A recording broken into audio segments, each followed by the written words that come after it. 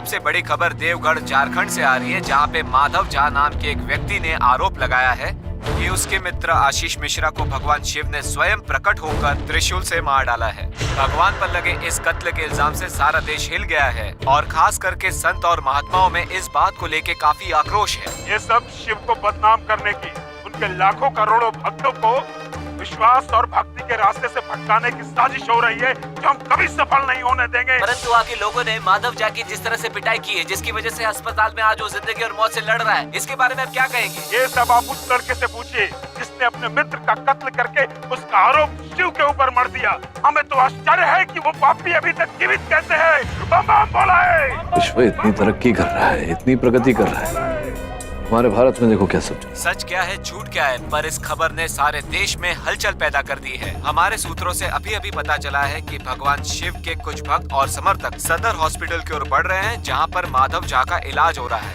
Oh my God, ये भीड़ तो वो लड़के को मार देगा केडी। तो मुंबई में रहकर हम और कर भी क्या सकते हैं? और मुझे लगता है हमें झारखंड जाना चाहिए। श्रद्धा की आड़ में ये काम कौन कर रहा है, इस बात का हमें पता लगाना होगा। संभव है कि हम कुछ कर सके इस बारे में।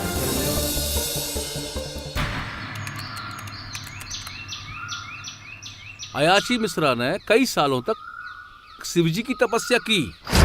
ओम नमः शिवाय, ओम नमः शिवाय, ओम नमः मिश्रा जी, मिश्रा जी,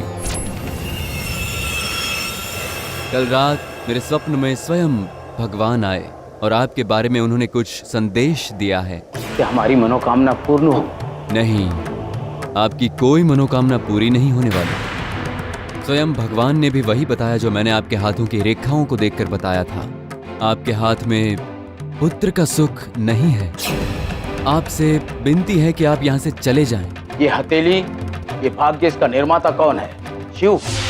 और हम महीनों भर से उनके दरबार में इसलिए नहीं बैठे हैं कि खाली हाथ लौट जाएंगे। शिव जी स्वयं हमारे सामने उपस्थित होकर हमें पुत्र वरदान नहीं दे देते, हम यहाँ से नहीं हटेंगे, नहीं हटेंगे यहाँ से।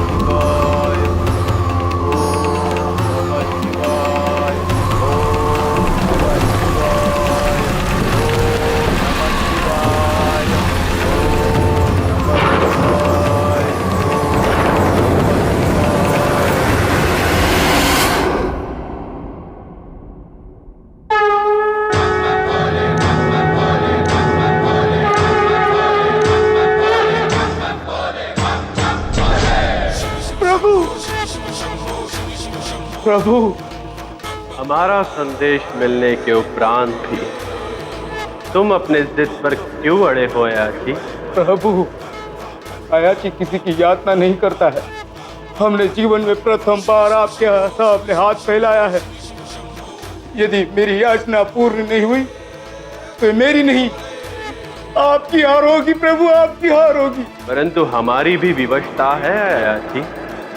नियति को तो हम बदल नहीं सकते, परंतु तुम्हारे जीवन में संतान सुख है ही नहीं अयाची। असंभव को संभव करना आपके हाथ में है महादेव। या तो आप हमें वरदान दीजिए या हमारे प्राण ले लीजिए और इस निरर्थक जीवन से हमें और हमारी पत्नी को मुक्त कर दीजिए प्रभु, मुक्त कर दीजिए प्रभु, मुक्त कर दीजिए। ऐसा अनर्थ हम कदापि नहीं कर सकते, किंतु तुमने हमें लाचार कर दिया है। लगता है हमें स्वयं तुम्हारा पुत्र बनकर जन्म लेना होगा। उत्तम, अति उत्तम प्रभु, अति उत्तम। आप हमारे बालक, इससे अधिक हर्ष का विषय हमारे लिए और क्या हो सकता है प्रभु। जय शिव शंकर।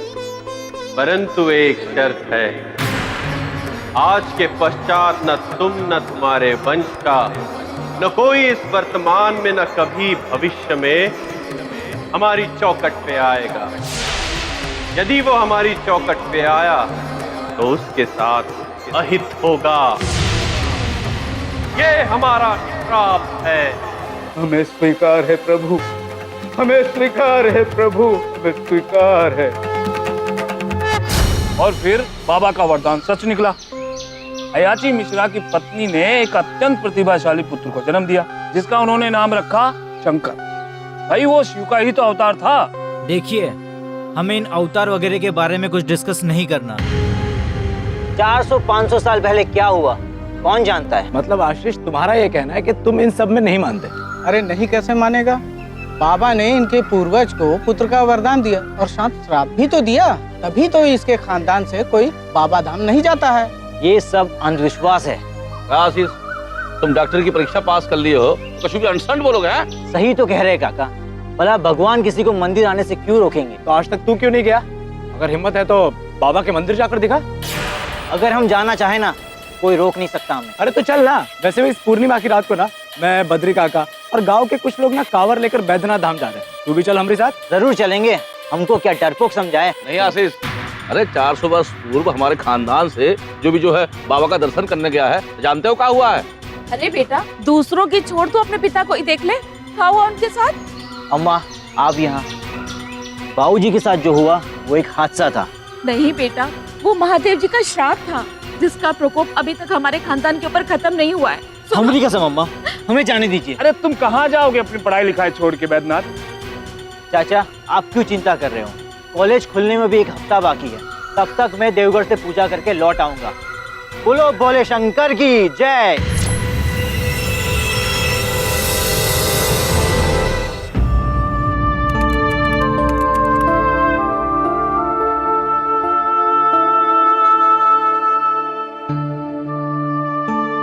शालिनी, आशीष की मौत का तो सबको ही दुख है।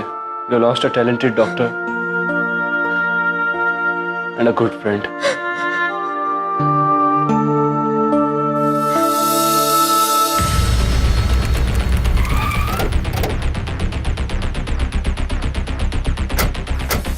अरे कहाँ धड़धड़ाते हुए चले आ रहे हैं? ओहो, आपका शक्ल तो जो वकील हैं केडी पाठक, उनसे बहुत मैच खा रहा है। कहीं आप? जी, मैं वही हूँ, इंस्पेक्टर चौबे। माधव से मिलने आया हूँ।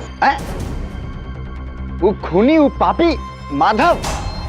क्या बात है पाठक जी, आपका कोनो रिश्तेदार है क्या? देखिए इंस्पेक्टर चौबे, आप मेरा और अपना समय नष्ट न कीजिए। मुझे देखिए पाठक जी, वही तो हम समझाने का आपको कोशिश कर रहे हैं। यहाँ क्या है कि धारा 144 लागू है, हैं? कौनों को भी अस्पताल के भीतर जाने का परमिशन नहीं ना है, और ये ऑर्डर जो है ऊपर से आया है। जरा डीजीपी सिन्हा साहब को फोन लगाना। मोबाइल मत टिपिए, रुकिए। आपको थोड़ी ना कह रहे हैं पाठक जी। अरे ये आपके लिए रुकावट नहीं है, आप तो रखिए। तुम क्या दिखता है रे मुंह? अरे पाठक जी जो है ना, इनका पहुंच बहुत ऊपर तक है लगता है। माधव, मेरा नाम केडी पाठक है, मैं वकील हूँ। केडी पाठक? आप? क्या तुम इस स्थिति में हो कि मुझे बता सको कि उस रात क्या हुआ था? सर, हमारा ग्रुप शिव मंदिर की यात्रा की तीसरी रात एक धर्मशाला में रुका हुआ था। बद्री काका, आप लोग आराम कीजिए, यहाँ मोबाइल का नेटवर्क नहीं आ रहा। अम्मा से बात करके आते हैं और रिचार्ज भी करना है। ठीक है भैया, जल्दी आना। 2 घंटे बाद भी आशीष वापस नहीं आया था सर। उसका फोन भी नहीं लग रहा था। सारे लोग चिंतित हो गए थे, इसलिए हम उसे ढूंढने चले गए थे।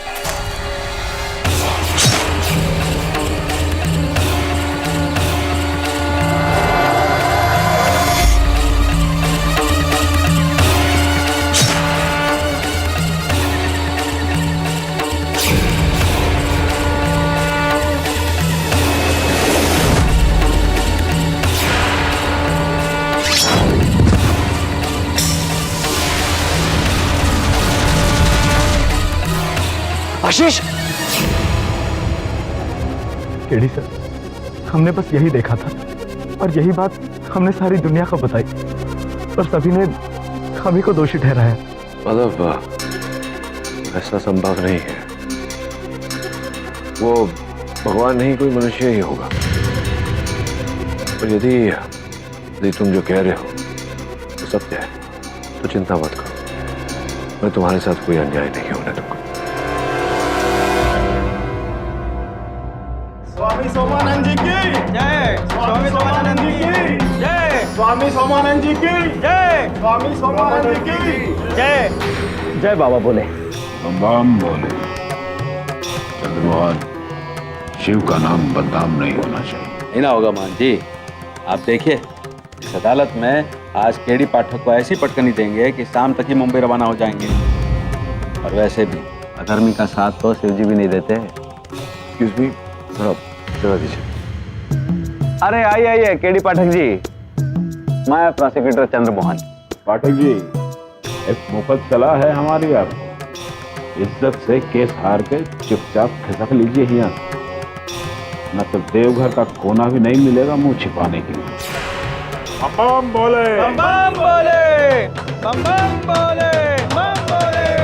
बम बम बोले। बम बोले। बम बोले। बम बोले। बम बम बोले। बम बम बोले। अदालत की कार्रवाई शुरू की जाए। योर ऑनर, ये केस पहले से ही इतना चर्चित है कि आपने भी सुना ही होगा। बिहार के मधुबनी जिले के निवासी आशीष मिश्रा का देवघर के रास्ते में पिछले हफ्ते खून हो गया और आरोपी माधव झा ने पुलिस को ऐसा बेतुका बयान दिया है कि जिसकी वजह से करोड़ों भारतवासियों के मन को ठेस पहुंची है। जज साहब, हमने कुछ भी गलत नहीं कहा है। भगवान शिव, जिनके हम खुद भी भक्त हैं, उन्होंने ही आशीष का त्रिशूल से वध किया। पाखंडी, मूर्ख! अगर तुमने शिव का अपमान किया तो हम तुम्हें इसी अदालत में जिंदा जला देंगे। Order, order! आप शांति बनाए रखिए महंत जी। योर ऑनर, अदालत में हर व्यक्ति को अपना पक्ष रखने का अधिकार है केडी साहब, सबको अधिकार है, पर आपका जो मुवक्किल है वो खुद को बचाने के लिए शिव जी को, स्वयं महादेव जी को बदनाम कर रहा है।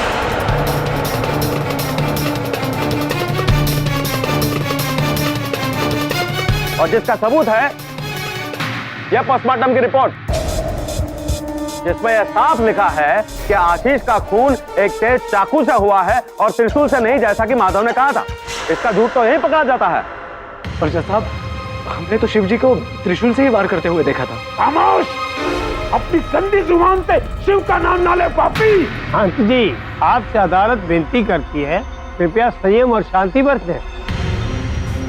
योर ऑनर, यहाँ दो बातें। मेरे मुवक्किल का कहना है कि इन्होंने शिवजी को स्वयं देखा, आशीष की हत्या करते हुए देखा त्रिशूल से, और पोस्टमार्टम रिपोर्ट ये कहती है कि आशीष की हत्या की गई चाकू से, किंतु घटनास्थल से न कोई त्रिशूल प्राप्त हुआ है न कोई चाकू। केडी साहब, आपको जानकारी होनी चाहिए कि पुलिस ने आपके मुवक्किल की कावर से ही इस चाकू को बरामद किया है। वो तो ठीक है, लेकिन इससे ये कहाँ प्रमाणित होता है कि इसी चाकू से आशीष की हत्या की गई? इसमें तो कोई लहू का निशान भी नहीं पाया गया। वो तो माधव ने धो दिया होगा ना जज साहब।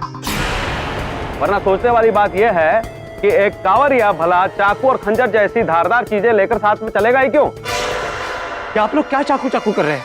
हम आपसे कह रहे हैं ना कि भगवान शिव ने त्रिशूल से ही मारा था आशीष को। चाकू तो दूर दूर तक कहीं नहीं था वहां। देखिए कितनी निर्भयता से आदमी शिव जी को अपमानित कर रहा है। इसे तो उसी दिन नरक पहुंचा देना चाहिए था, ताकि आज भरी अदालत में शिव का अपमान सुनने को ना मिलता।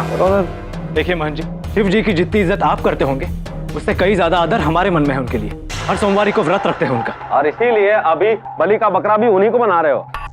नहीं प्रोसिक्यूटर साहब, हम शिव जी के बाद हमारे सबसे प्रिय अपने माता पिता की कसम खाकर कहते हैं, हमने भगवान को ही देखा था। माधव, तुम्हें कोई झुठला नहीं रहा। मैं केवल ये कह रहा हूँ कि तुम्हें परखने में, पहचानने में भूल हो गई होगी। नहीं सर, हम अपने माँ बाप की कसम खा चुके हैं।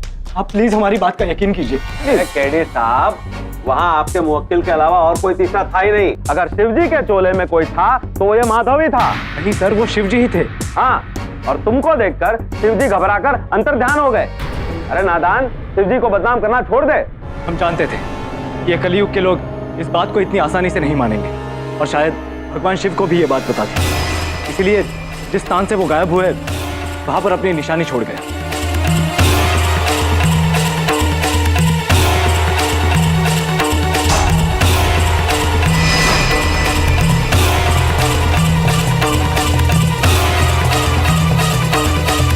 ये शिव जी का भस्म है, इसे हम अपने साथ लेकर आए। और इस बात की क्या गारंटी है कि ये भस्म शिवजी का है? अरे तो सड़क की राख भी हो सकती है जो तुम उठा के ला सकते हो। नहीं प्रोसिक्यूटर साहब, ये कोई मामूली राख नहीं है, ये शिव जी का भस्म है, बाबा का आशीर्वाद। इसके स्पर्श मात्र ही लाखों लोगों के कष्ट दूर हो जाते हैं। जेल में भी कई कैदियों की बीमारियां दूर हुई है इससे। आप चाहे तो आप भी इसका प्रयोग कर सकते हैं। आप चौबे जी से पूछ लीजिए। जी जी जज साहब, दरअसल ये जो कह रहे हैं ठीक है कह रहे हैं जज साहब। जो कैदी लोग जेल में चल फिर नहीं सकता था जज साहब, वो लोग एकदम से टनटना गया है। अब मानेंगे आप, ये बाबा का चमत्कारी भस्म है और भगवान शिव ने ही। खामोश, ये लड़का चाल चल रहा है जज साहब। ये भस्म हमारे मंदिर से चुरा कर ले गया होगा। एक मिनट, आप ये बोलने का प्रयास कर रहे हैं कि ऐसा भस्म आपके मंदिर में भी उपलब्ध है? ये जग जाहिर है, शिव के आशीर्वाद रूपी भस्म से हमने कई रोगियों का आरोग्य किया है। योर ऑनर, संभव है कि महंत जी की बात सत्य हो, इनके मंदिर में भी ऐसा भस्म उपलब्ध हो, किंतु ये भी सत्य है कि माधव तो कभी मंदिर तक पहुंचा ही नहीं। वो वहां से 48 किलोमीटर दूर था, देवघर के रास्ते में। अब आप ही बताइए प्रोसिक्यूटर साहब, जब ये देवघर गया ही नहीं, मंदिर गया ही नहीं, तो वहां से फिर भस्म कैसे दे सकता था? देखिए पाठक साहब, ये भस्म का बात छोड़िए। जब ये पोस्टमार्टम रिपोर्ट बता रहा है कि आशीष का खून चाकू से हुआ है, तो माधव तुम अदालत को ये बताओ कि अपनी कांवर में चाकू छुपाकर तुम कैसी पूजा करने जा रहे थे? साहब, ये चाकू हमने फल वगैरह काटने के लिए रखा था। फल? योर ऑनर, इस चाकू का इतना तेज धार है कि सर धड़ से अलग हो सकता है, और इसी चाकू से माधव ने आशीष का खून किया है। चंद्रमोहन जी, जब इतना कुछ आपने बता दिया, ये भी बता दीजिए कि अंततः क्यों माधव आशीष की हत्या करेगा? दोनों में घनिष्ठ मित्रता थी, एक मित्र दूसरे मित्र को क्यों मारेगा? ईर्ष्या, जलन, हीन भावना, यही इस हत्या के पीछे का हेतु है, मोटिव योर ऑनर। माधव और आशीष दोनों एक ही कॉलेज में पढ़ते थे। 2 साल पहले दोनों ने इंटर का एग्जाम दिया।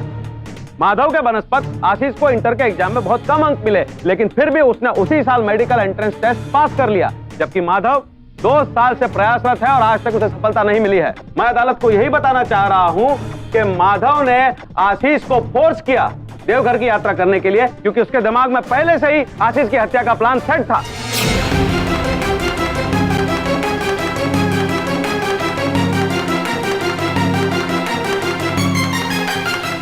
ये सब बकवास है जज साहब। अच्छा, बकवास है? जज साहब, मैं इस केस के पहले गवाह बद्री ठाकुर को बुलाने की इजाजत चाहता हूं, जो आशीष और माधव के साथ देवघर की यात्रा पर थे। जज साहब, माधव के मन में क्या था ये तो हम नहीं बता सकते, लेकिन हाँ, उस दिन देवघर जाने के लिए माधव ने ही आशीष को ललकारा। हम सही तो कह रहे काका, भला भगवान किसी को मंदिर आने से क्यों रोकेगा? अरे तो आज तक तू क्यों नहीं गया? अगर हिम्मत है तो बाबा के मंदिर जाकर दिखा। ये कोई बड़ी बात नहीं है माधव, अगर हम जाना चाहे ना तो कोई रोक नहीं सकता हमें। अरे तो चल ना। वैसे भी इस पूर्णिमा की रात को ना हम बद्री काका और गांव के कुछ लोग ना कांवर लेकर बैद्यनाथ धाम जा रहे। तू भी चल हमारे साथ। जरूर चलेंगे, हमको क्या डरपोक समझाए? वो इसलिए जज साहब कि आशीष के खानदान से कोई भी बैद्यनाथ धाम नहीं जाता। बहुत ही पुरानी लंबी कहानी है इसके पीछे। माधव, पूरी कहानी बताओ क्या? अरे कहानी वहानी छोड़िए पाठक साहब। बद्री जी, आप अदालत को यह बताइए कि बैद्यनाथ धाम के रास्ते पर आशीष और माधव के बीच में कोई तनाव, कोई टेंशन हुआ था? वो तो दोनों के बीच में हमेशा रहता था। बात बात पर एक बार तो बम बम भोले, बम बम भोले, बम बम भोले की रेस में चलने की, तुम हमसे कभी आगे निकल नहीं पाओगे। लूजर के लूजर ही रहोगे। अबे बकवास बंद कर। क्या करेगा? मारेगा हमें? मारेगा? छोड़, क्यों मारेगा? क्या कर रहे हो? साले आज काट के रहेंगे। अरे छोड़ेगा क्या करे, पगला गए होगा? बाबा के दर्शन करने एक दूसरे को मारने जा रहे हो? चलो चलो, छोड़ेंगे नहीं तुझे। बम बम भोले, बम बम भोले, बम बम भोले। जज साहब, बड़ी मुश्किल से दोनों को दूर किया, और इसलिए यारान माधव के मन से वो घुटन, वो अपमान गया नहीं, और बदला लेने के लिए माधव ने आशीष का काम तमाम कर दिया। हमने ऐसा नहीं किया जज साहब, शिव की कसम खा के कहते हैं। दुष्ट पापी, तुम्हारी हिम्मत कैसे हुई शिव का नाम लेने की? अब एक बार भी और नाम लिया तो तेरी जुबान काट देंगे। आप भले ही हमें काट दें, पर सच बात हम बता के ही रहेंगे। किस सच की बात कर रहे हो माधव? क्या तुम ये कहना चाहते हो कि आशीष की हत्या भगवान शिव ने की? कौन मानेगा इस बात को? कम से कम ये अदालत कभी नहीं मानेगी। लगता है आप लोग भगवान शिव ने अयाशी मिश्रा के खानदान को 400 साल पहले जो श्राप दिया था उस बारे में नहीं जानते। अब बर्दाश्त नहीं कर सकते हम, और तुमने आज तक किसी को श्रापित नहीं किया। ये बात आप आशीष के चाचा से पूछिए, वो बताएंगे आपको सारा सच। वन जी आप शांत हो जाइए, मैं पता लगाने का प्रयास। आप विराजिएगा। योर ऑनर, मैं आशीष के चाचा जी गोपाल मिश्रा जी को कटघरे में बुलाने की अनुमति चाह। अरे ये चाचा भतीजे का कोई एंगल ही नहीं है योर ऑनर। बेवजह ये केडी साहब जो ये फैसला आप नहीं करेंगे। अनुमति देना या ना देना अदालत का कार्य है। पाठक जी, आप गोपाल मिश्रा से पूछताछ कर सकते हैं। गोपाल जी, जो माधव जिक्र कर रहा है जिस घटना की, आपके किसी पूर्वज, क्या नाम था उनका? अयाची मिश्रा। अयाची मिश्रा, उनके साथ जो दो घटना घटी थी, क्या संबंध है उसका इस केस के साथ? कुछ बताएंगे आप, रोशनी डालिए। जज साहब, इस केस से क्या संबंध है वो तो हम नहीं जानते, पर क्या? वकील साहब, हम आपको पूरी बात बताते हैं। लगभग 400 वर्ष पहले हमारे एक पूर्वज थे, अयाची मिश्रा। अयाची यानी जिससे कोई याचना, कोई इच्छा ना हो, लेकिन उनकी इकलौती इच्छा थी पुत्र की प्राप्ति। संतान की लालसा से वो देवघर गए और जिद करके बैठ गए, जब तक शंकर जी संतान प्राप्ति का वरदान नहीं देंगे वो वापस नहीं आएंगे। उत्तम, अति उत्तम प्रभु, अति उत्तम। जय शिव शंकर। परंतु एक शर्त है, आज के पश्चात न तुम न तुम्हारे वंश का, न कोई इस वर्तमान में न कभी भविष्य में हमारी चौखट पे आएगा। यदि वो हमारी चौखट पे आया तो उसके साथ अहित होगा, बहुत बुरा होगा। ये हमारा श्राप है।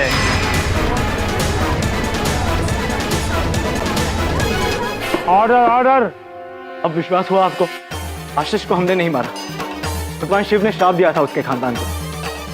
और मोहन जी, ये बात हम नहीं कह रहे, आशीष के चाचा कह रहे। ये आप बताइए कि अयाची मिश्रा जी जो थे 400 साल पूर्व, उनके पश्चात क्या आशीष ही एक ऐसा व्यक्ति था खानदान में से जो वहां गया था देवघर, या और भी व्यक्ति वहां गए? केवल आशीष गया? नहीं वकील साहब, समय समय पर कुछ लोग वहां जाते रहे, पर किसी के साथ अच्छा नहीं हुआ। या तो आशीष की तरह रहस्यमय मौत मारे गए, या किसी को जानलेवा बीमारी हो गई। यहाँ तक कि हमारे बड़े भाई साहब कन्हैया मिश्रा जी, आशीष के पिताजी, आज से 15 वर्ष पूर्व आशीष की तरह जिद करके देवघर की ओर चल पड़े। रास्ते में जा रहे थे, चलती ट्रेन से गिर गए और उनके मस्तक में बहुत भारी चोट आई। जज साहब, पर वो अपना संतुलन खो बैठे, तो तब से अब तक पागलों की तरह घर की चार दीवार में पड़े रहते हैं सब।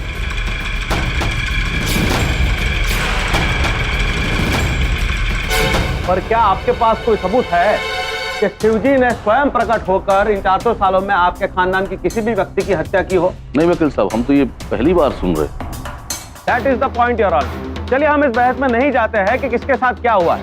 हो सकता है कोई मामूली दुर्घटना को शिवजी के श्राप के साथ जोड़कर एक अंधश्रद्धा फैलाई गई हो, लेकिन यहाँ पर आरोप सीधे महादेव पर है, जबकि माधव के कांवर से वो चाकू बरामद हुआ है जो पोस्टमार्टम की रिपोर्ट भी कहती है कि आशीष का खून उससे हुआ था। एक्सक्यूज मी योर ऑनर, अगर आपकी इजाजत हो तो मैं केडी से बात करना चाहता हूँ। अनुमति है।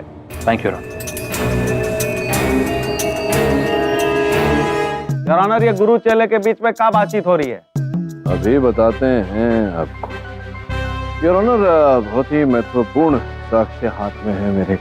ये कुछ स्थिर चित्र हैं आशीष के मृत शरीर जो पोस्टमार्टम के पूर्व लिए गए थे। मैं चाहता हूं कि इनमें से एक आप देखें।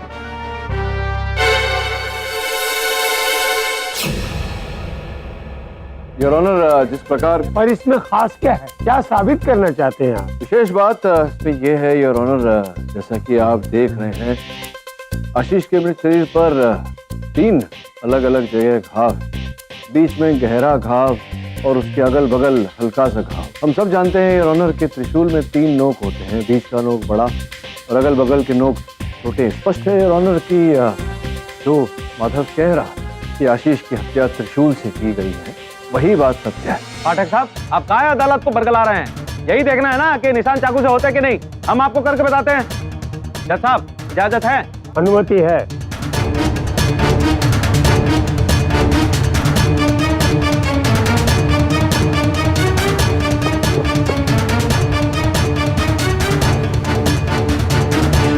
देखिए केडी बात साहब, यही तो मैं कह रहा हूँ चंद्रमोहन जी के अंतर है। आपने भी 3 घाव किए, लेकिन ये तीनों अलग अलग स्थान पर है। इस चित्र में देखिए, तीनों घाव एक ही लकीर में, और एक ही लकीर में 3 नोक तो योर ऑनर त्रिशूल के ही होते हैं, जिसका अर्थ ये होता है कि आशीष की हत्या त्रिशूल से ही की गई है।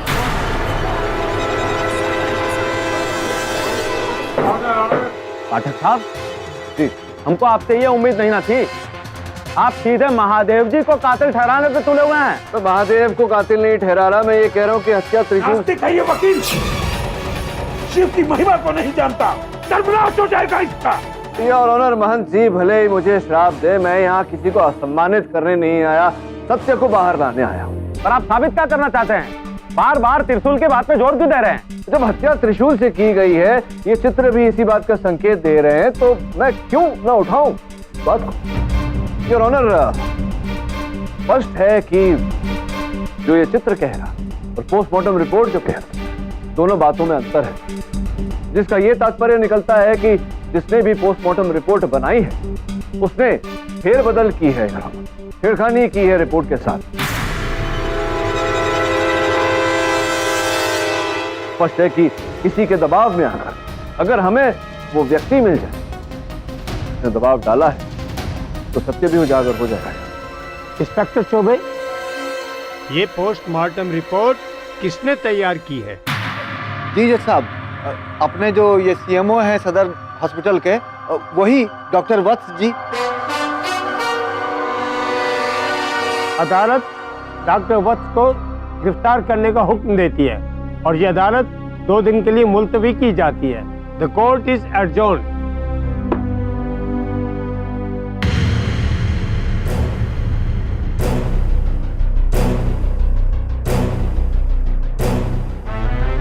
क्या हुआ, कुछ पता चला? नहीं सर, कुछ भी पता नहीं चला सर। बहुत ही ढीले लोग। अभी अभी इंस्पेक्टर चौबे से मिलकर आया, वो बोलता है कि डॉक्टर के बंगले के बाहर 2 दिन से ताला लगा हुआ। मैंने उसे बोला पता करो, तो बोलता है कि उसने वहां पर एक हवलदार बैठा दिया, वो आएगा तो खुद पता चल जाएगा। मुझे लग रहा है कि वो डॉक्टर केवल एक मोहरा है जिसका किसी ने उपयोग किया। ये पता लगाना है कि किसने उस पर दबाव डाला और जाली पोस्टमार्टम रिपोर्ट निकलवाया। सर एक बात बोलूं, तो गॉड ऐसा काम नहीं कर सकता, और अगर बाई चांस अगर गॉड ने किसी को मार दिया तो उन्हें रिपोर्ट किसी से चेंज करवाने की क्या जरूरत? उन्हें क्या पुलिस का डर है या फिर अदालत गॉड को सजा दे सकती है? नहीं ना सर, 100% ये किसी इंसान का काम है। और इस व्यक्ति का सुराग वही मिलेगा जहां आशीष की हत्या हुई थी, देवगढ़ के रास्ते पर।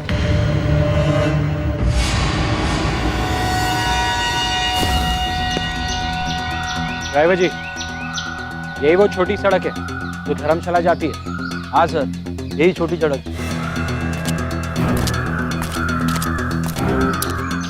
कच्ची सड़क, ये पक्की सड़क, इसका मतलब यह है कि लोग यही शॉर्टकट लेते हैं देवघर मंदिर जाने के लिए।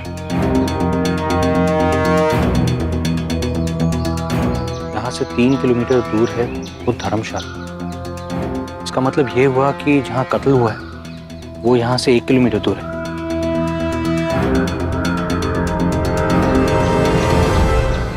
तुमरा तो भाग जाग उठा गोपाल। कौन सा भाग? अरे इतना भोला मत बन, अपने भतीजे की मौत के बाद अपने पागल भाई के सारा जमीन जायदाद का अब तू ही तो मालिक है।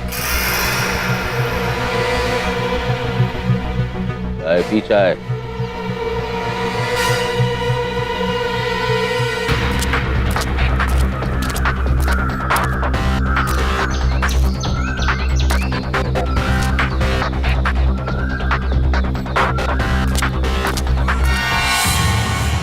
शालिनी, आशीष के केस की कोर्ट हियरिंग के लिए गई थी तुम? हाँ। तो क्या फैसला किया कोर्ट ने? किसने मारा आशीष? बहुत कंफ्यूजन है आलो। स्टार्टिंग में तो लग रहा था उस माधव ने मारा है, पर ये प्रूव हो जाने के बाद कि आशीष का खून त्रिशूल से हुआ है, मैं तो सोचने पे मजबूर हो गई हूँ कहीं भगवान शिव ने तो उसको नहीं मारा। हमको यहाँ काहे बुलाया चौबे? महंत जी, आप इतना तमतमाए हुए क्यों? आप आइए मेरे साथ, आइए इधर।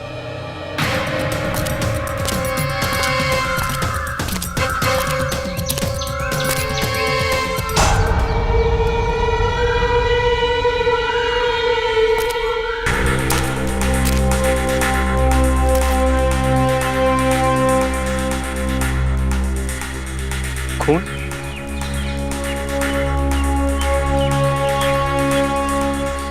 इसका मतलब कत्ल यहाँ हुआ था। अब आप ही बताइए कि हम क्या करें। और इराज के बारे में अगर जरा सा भी भनक केडी वकील को लग गया ना, तो आप समझ लीजिए कि उस नास्तिक वकील को इसकी भनक तक नहीं लगनी चाहिए। देखिए, तो आप तो समझ पे नहीं करते हैं महंत जी, थोड़ा धीरे बोलिए, धीरे। शिव का शत्रु है वो। ये लो। अरे तुम्हारे बाल बच्चे हैं, तुम्हें भी परेशानी होती होगी आम जिंदगी में। रखो। जी, आप धन्य हैं।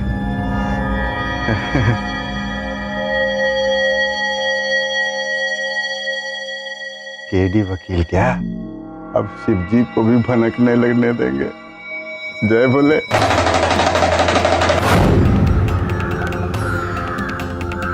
अब रुकिए आप।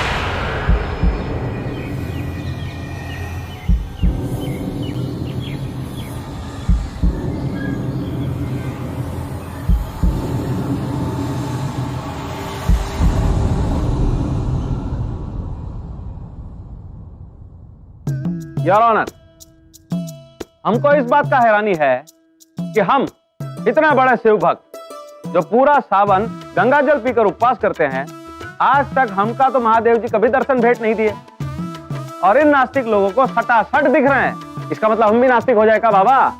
सचमुच ये केस अजीब मोड़ पर आ गया। आप कुछ बोल नहीं रहे हैं पाठक जी। अब क्या बोलूं योर ऑनर, सबकी बातें सुन रहा था। बातें सुनकर मैं देख रहा हूं कि बहुत लोग चिंतित हो गए हैं। सर्वाधिक महंत जी चिंतित हैं। उन्हें कटघरे में बुलाकर पूछना चाहता हूं कि उनकी चिंता का कारण क्या है, अगर आप अनुमति दें। तो कहाँ चला गया वो?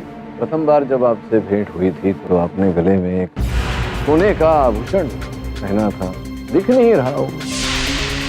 नास्तिक, मेरे चैन से तुम्हें क्या लेना? नहीं, कुछ जानना नहीं चाहता, कुछ पूछने का प्रयास भी नहीं कर रहा, केवल बताना चाहता। मैं ये बताना चाहता हूँ योर ऑनर की डॉक्टर वत्स जिन्होंने आशीष की पोस्टमार्टम रिपोर्ट बनाई थी वो तो अब तक लापता हैं, उन्हें कोई खोज नहीं पाया, किंतु उनके दूरभाष यंत्र की सूची प्राप्त हुई है हमें योर ऑनर, जिसके अनुसार 8 नवंबर 2014 को शाम 4:43 पर उन्हें महंत जी ने फोन किया था। उसी रात आशीष की पोस्टमार्टम रिपोर्ट बनाई गई थी, तत्पश्चात वो लापता है।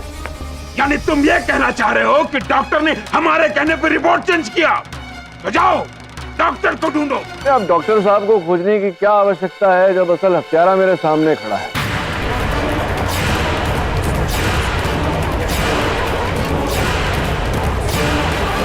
Order order.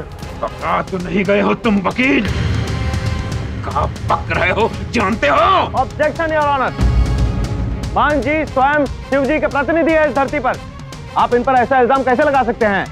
मैं इन पर यह आरोप ऐसे लगा सकता हूँ योर ऑनर, ये जो त्रिशूल यहाँ आपके सामने रखी गई है इस पर इनकी उंगलियों के छाप, इसलिए इन पर यह आरोप लगा रहा हूँ।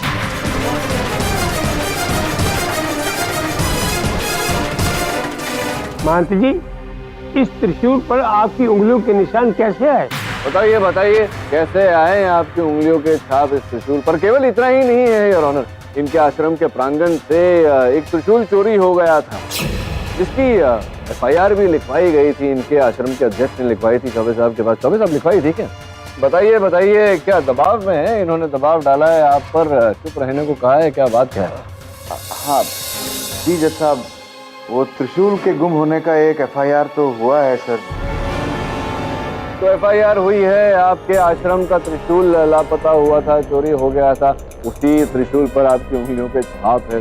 क्या कोई दूसरा वहाँ से त्रिशूल नहीं चुरा सकता? नहीं चुरा सकता है ना, क्यों नहीं चुरा सकता? मंदिर के प्रांगण से कोई और त्रिशूल चुरा सकता है, लेकिन वो जो विभूति है, जो भस्म है शिव जी का, वो तो केवल आप ही के पास होती थी, तालाबंद, उसे तो कोई नहीं चुरा सकता। अर्थात आपने शिव जी का भेष लेकर के आशीष की हत्या की।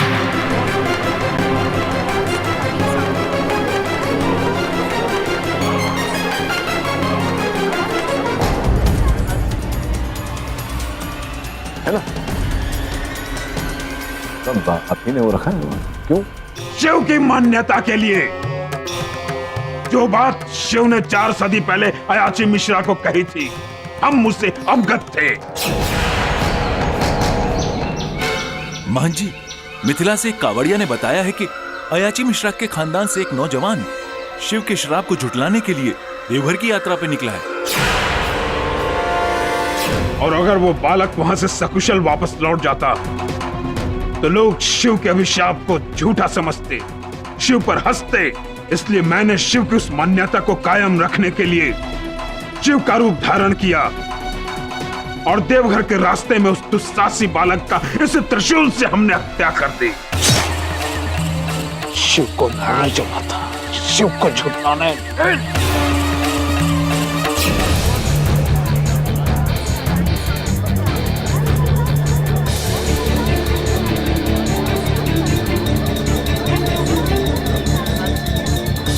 ये सब शिव को बदनाम करने की साजिश हो रही है।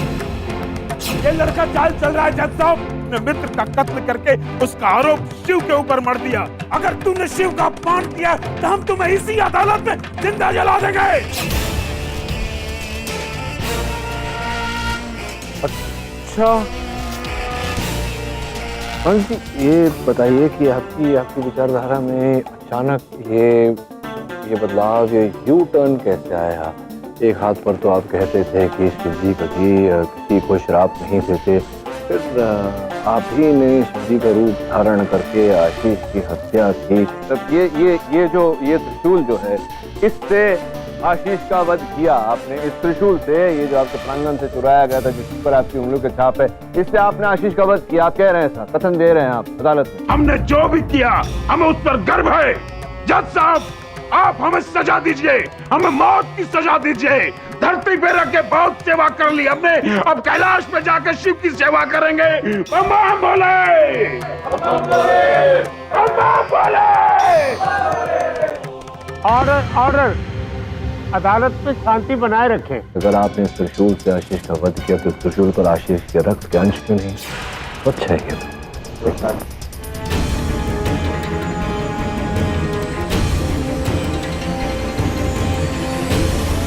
वो इसलिए कि आप झूठ बोल रहे हैं। आशीष का वध आपने नहीं किया है। जिसने वध किया है आप उसे बचाने का प्रयास कर रहे हैं। क्यों बचाने का प्रयास कर रहे हैं, इस तक भी हम शीघ्र पहुंचेंगे योर ऑनर। इस केस का एक नया अध्याय। क्यों?